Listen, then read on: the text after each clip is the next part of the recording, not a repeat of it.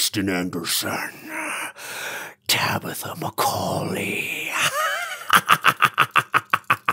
Noah Smith, John Reynolds,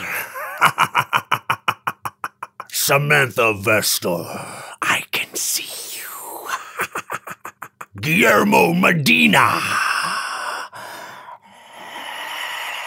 Christopher Schultz, Matthew Whitfield, John Reynolds, and Darren Sands. You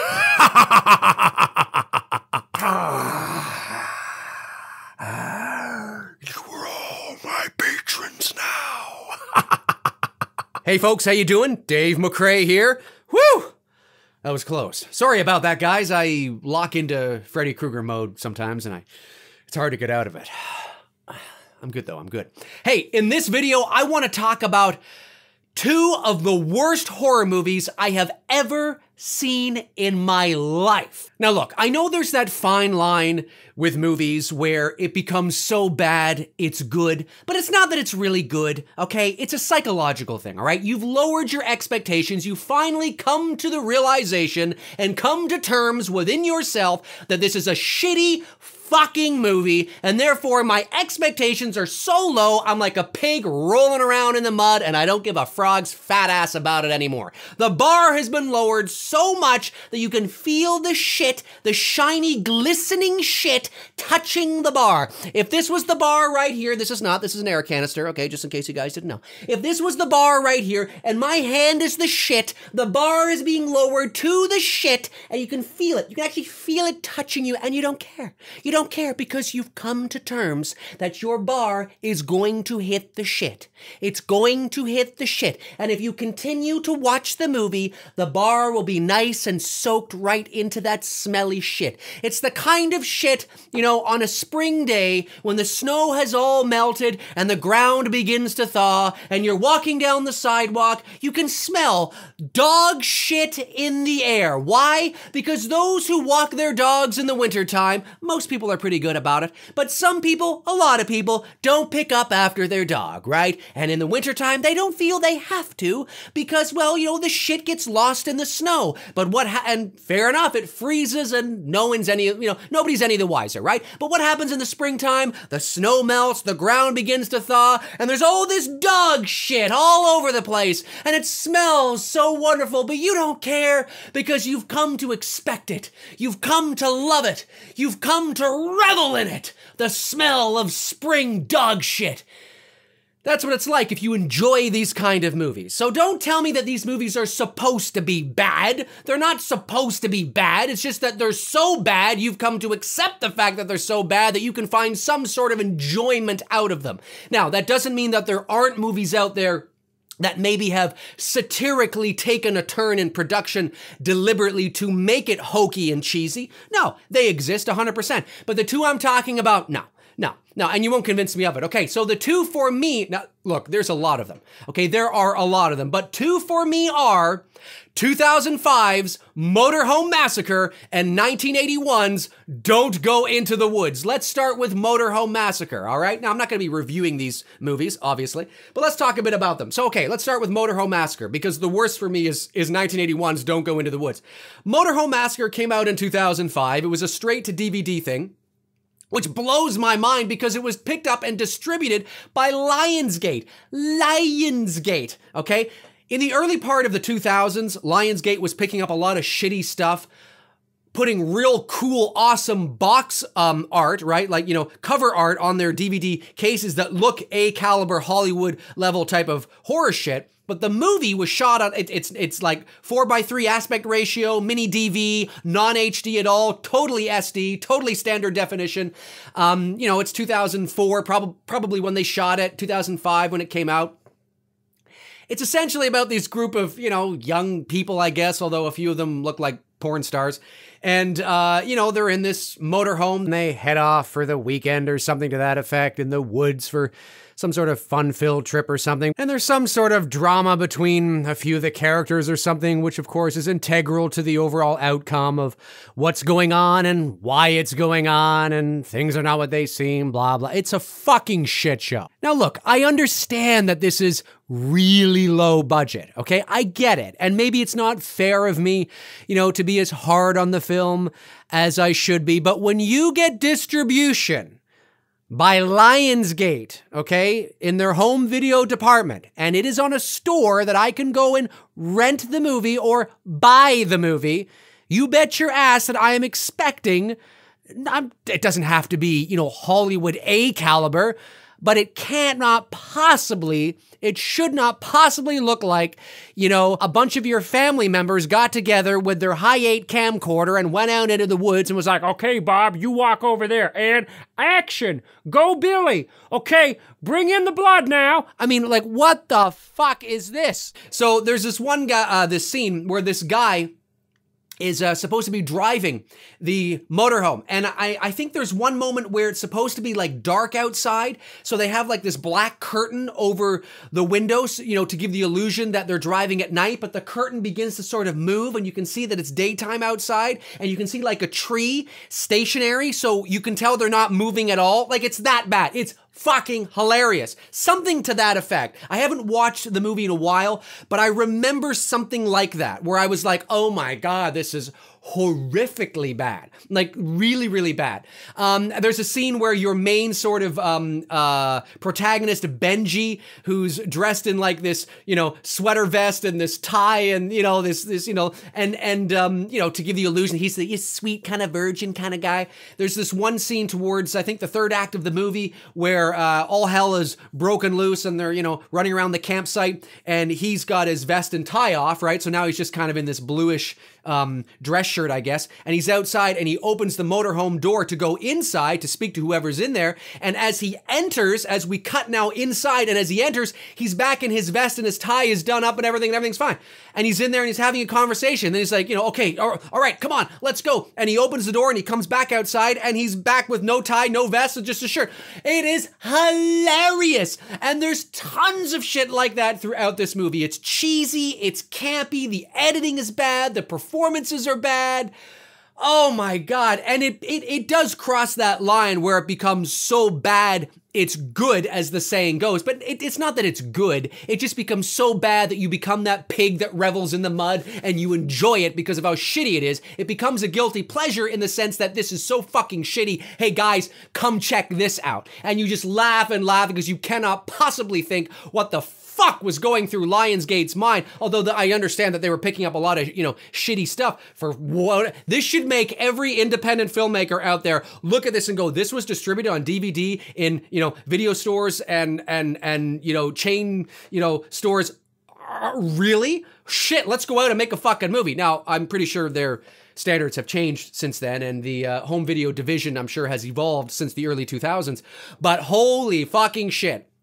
Check out Motorhome Massacre. All right, there's this one shot too where it's supposed to be at night, but it's clearly during the day, and they've put some sort of like filter on the lens, or they've switched their. I think what they might have done is they might have done it in camera. So because it's daylight balanced outside, they've switched their camera to tungsten, so everything looks blue and darker, and they're trying to create the illusion that it's night when it's not night. Because if they didn't do it for that reason, then somebody needs to take the camera off of tungsten, because it makes no fucking sense that they would have done that. It is bad. Like, really, really, really bad. Here is the trailer. Check this out. How's it going, Benji? Don't hit my car. Don't hit the car. Will you relax? Wait, you're not excited to see me at all, are you, baby? So sweet and cute, too. Roger, I really don't think this is a good idea. Parents are gone for 6 weeks, man. They're never gonna know we took the motorhome out for one weekend. Y'all going to Black Creek, are you? There was some trouble up there last night. What kind of trouble? Dead trouble. Who's out there?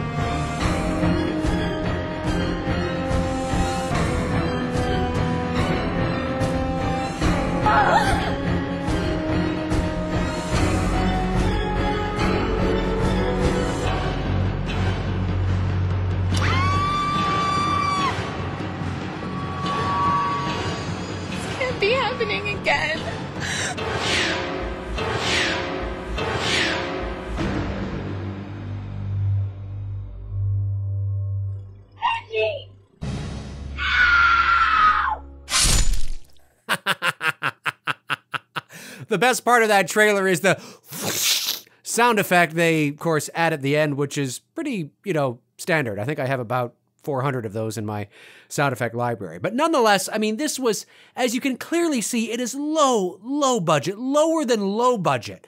And, I'm sure it has its fans. I'm sure it has its following. I'm sure it has its little niche area where, those people that, no, I like those kind of movies. They're so bad, they're good. No, they're so bad, they're fucking worse.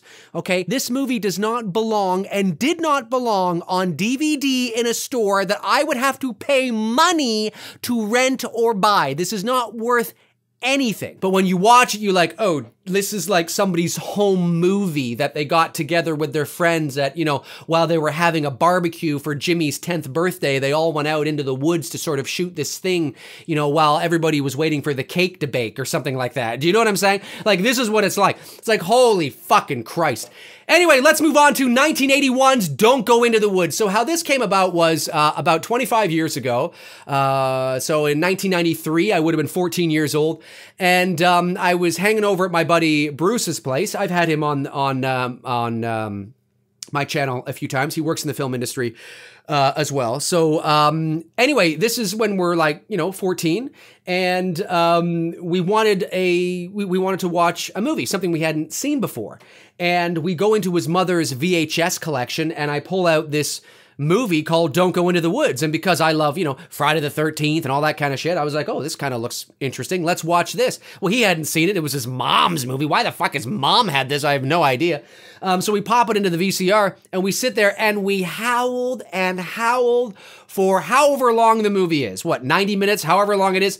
It is so bad. There's moments in there where like somebody gets their arm cut off and you can see like the blood tube, like, squirting out. And we're watching this, like even at 14 years old back in 1993, we're watching this and we're like, what the fuck? We are laughing hysterically because we had the intellectual, know-how to know that this is bad. Like, why am I seeing this? Right. And we were really into movies as well. So, we could, we knew that. Anyway, yeah, so as I just said, this movie came out in 1981. It was directed by a guy named James Bryan. Who the hell knows, whatever happened to him. And it was shot on a budget of about $20,000. Now, I shot Halloween the Night He Came Back on a budget of about $5,000 to $6,000. Now, granted, okay, we're in a different time now. We're in the digital age. It's, filmmaking is a lot easier in terms of production and post-production. I get it. I understand that. But how anybody could take this movie seriously, how he was able to achieve this atrocity on $20,000 is beyond me. I'm not expecting Hollywood caliber. I'm not expecting a Friday the 13th movie, which was low budget. But this is really bad. And this was considered a video nasty. Now, for those of you who don't know, in the late 70s, early 80s, video nasties were movies that were deemed too horrific, too gruesome, and were banned, for the most part, in the United Kingdom. And the most famous of them being the original Texas Chainsaw Massacre.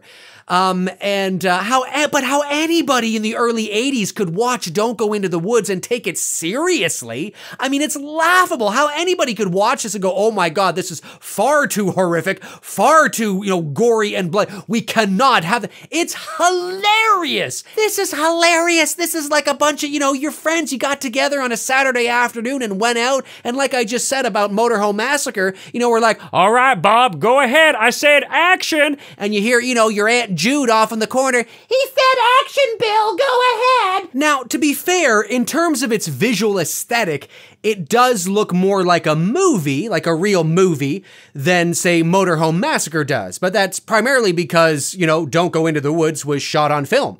And Motorhome Massacre was not shot on film. So definitely, Don't Go Into the Woods has more of a film kind of early 80s, low budget, sort of genuine, maybe this could be legit kind of look to it. But it's very clear within the first, 5-10 minutes of the movie that you are watching garbage. And check out the main antagonist. This guy, look Look at this guy. Look at him. He looks like, you know, some sort of cross between a Neanderthal and some homeless person and some guy who's just, you know, spent 22 years, you know, trick-or-treating longer than he should have. It's just, you know, when I saw him on screen, it's laughable. Like, there's nothing ominous about him. There's nothing, it's so silly. It's too silly. It's too like he's, you know, in some sort of costume, you know, being ridiculous. Like your crazy uncle who's not invited to the parties because he likes to play dress up. Anyways, check out the trailer for Don't Go Into the Woods Alone. For some people, a simple warning is never enough. By the time Alma heard it, it was too late. Something's out there in the woods, and it's killing people. Joni never thought it could happen to her. Ingrid and Peter couldn't believe it happened to them. Something's out there, waiting. Something a little bit wild and crazy. For some people, a simple warning is never enough. It's your decision. If you want it chopped off, just take it to the woods. Remember, the call of the wild is the last thing on earth you want to hear. Don't go in the woods. It's coming soon. For some people, a simple warning is never enough. And then check out some clips with some of the kills. Absolutely hilarious.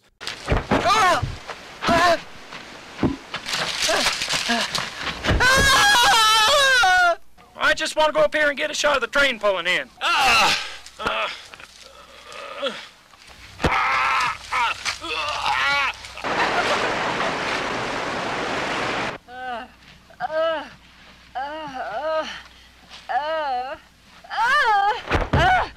Now I know you're there. Dick? Dick?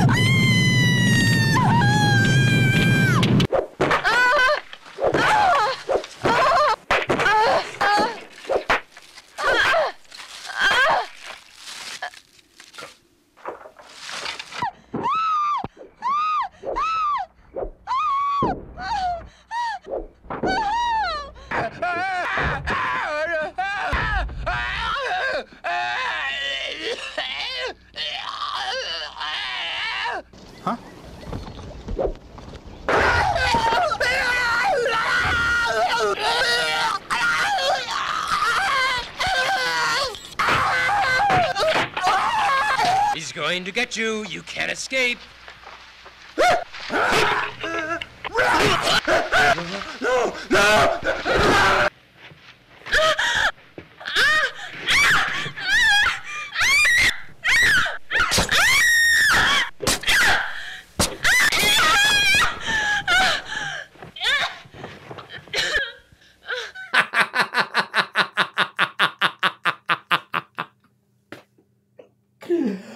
Holy shit. So, you know, this is worse than Motorhome Massacre, primarily because of the era. It's it's the early 80s. So obviously, even though Motorhome Massacre is a big pile of dog shit in the spring, this is a big pile of dog shit and then some in the spring. Holy shit. It's worth a watch just for how bad. And this is not a movie that's supposed to be bad.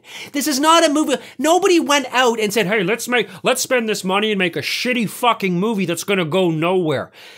Very rarely do filmmakers, independent filmmakers, aspiring filmmakers, whatever you are, very rarely is your intent to go out and make a bad movie. You might go out to try and make a hokey movie, a satirical sort of thing, a spoof, but your intent is not to make a shitty movie. Your intent is not for the kills to look like ass. Okay, or for the cuts to look ridiculous, or to speed up, the video to make your kills look more intense or to compensate for lack of... it's atrocious. Like, this thing is fucking garbage, okay? Both Motorhome Massacre and Don't Go Into the Woods are atrocious. And if you haven't checked them out, you've got to check them out for no more than a laugh and just to sit back with a bag of popcorn and be like, this is great. Like, it's so bad, it's great. But it's not that it's great. It's just that you lowered that bar to feel the ooze of the shit, to accept that this is a big pile of shit, to revel in the shit. Do you know what I'm saying? And if you lower your expectations and you come to, it's okay. This is I want to put this shit all over my body and feel the shit as I watch these two movies. That's what it is. Anyways, folks, my name's Dave McRae. Comment below and let me know your thoughts. What are some of the worst horror movies you have ever seen? Not mainstream horror movies. I'm talking about B-list, maybe even D-list horror movies. What are some of the ones that you're like, holy shit, how on fucking earth did this get distributed? How on fucking earth is this on VHS or DVD? That's a rhetorical question, okay? There are specific reasons that I could go into of why these poor movies are picked up, okay? That's, but the question, right? It's, why would you do this? Do you know what I'm saying? So, anyways, yeah, comment below and let me know your thoughts. I would love to know. If you want to follow me on Facebook, you can at facebook.com/manythingsdavemcrae. McRae is MCRAE. Facebook.com/manythingsdavemcrae. That's where I tend to post in the meantime and in between time. When I'm not posting here, I post there. The link is in the description as well. If you want to help support the channel each and every month via Patreon, you can. The link is in the description. We're up to 61 patrons right now. If we can get to 100 total, all your names will be entered into that draw to win a 12.5-inch replica Lamson Michael Myers knife, but we got to get to 100. As well, if you want to join level number 3 and have access to a Halloween-only live AMA, our second one is happening this Saturday at 11 a.m. Eastern Standard Time. The show's called Thorazine. If you want to have access to that, you got to join level number 3 on my Patreon. So yeah, the link is in the description. Check that out, and there's some other links there as well. So comment below and let me know. Don't Go Into the Woods and Motorhome Massacre. When I think of shit shows of horror movies, those are the two that tend to come to mind. I'll talk to you guys soon. Cheers.